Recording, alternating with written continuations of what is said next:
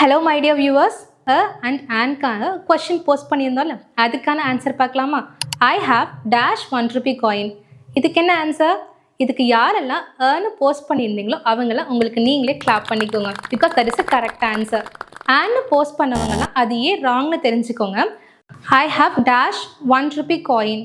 So இங்கே one அப்படிங்கிறத நம்ம யூஸ்வலாக ஒன் அப்படின்னு தானே ப்ரொனவுன்ஸ் பண்ணுவோம். அது கிடையாது, அதை ஒன் அப்படின்னு தான் ப்ரொனவுன்ஸ் பண்ணும். ஸோ ஒன் அப்படின்னு சொல்லும்போது அது கான்சனன்ட் சவுண்ட் தானே. ஸோ இங்கே நம்ம ₹1 காயின் தான் யூஸ் பண்ணணும். ஸோ டுடே வீடியோஸ்குள்ளே போகலாமா?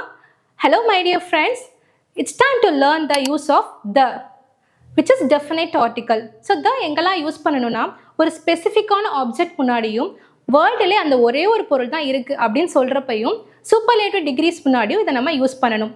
For example, the sun is brighter than yesterday.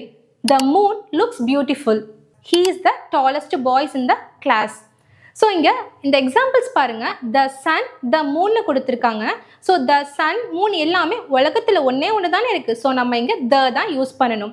And the tallest boys. Okay, so tallest அப்படிங்கிறது சூப்பர்லேட்டிவ் டிகிரி. இஎஸ்டி சேர்ந்து வர்றது எல்லாமே சூப்பர்லேட்டிவ் டிகிரி. ஸோ அங்கெல்லாம் நம்ம கம்பல்சரி த தான் யூஸ் பண்ணணும். Okay, I hope it's clear. அடிஷ்னலாக ஒரு இன்ஃபர்மேஷன் லேர்ன் பண்ணிக்கலாமா? த சில டைம் அதை தீன்னு நம்ம சொல்கிறோம்.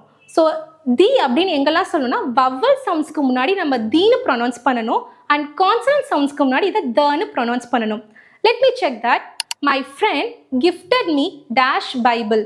ஸோ இங்கே கான்சனன்ட் சவுண்ட் த யூஸ் பண்ணுமா இல்லை வவல் சவுண்ட் தி யூஸ் பண்ணுமான்னு உங்களோட ஆன்சரை கமெண்ட்டில் லீவ் பண்ணுங்கள். For more videos like, share and subscribe to our channel. Thanks for வாட்சிங்.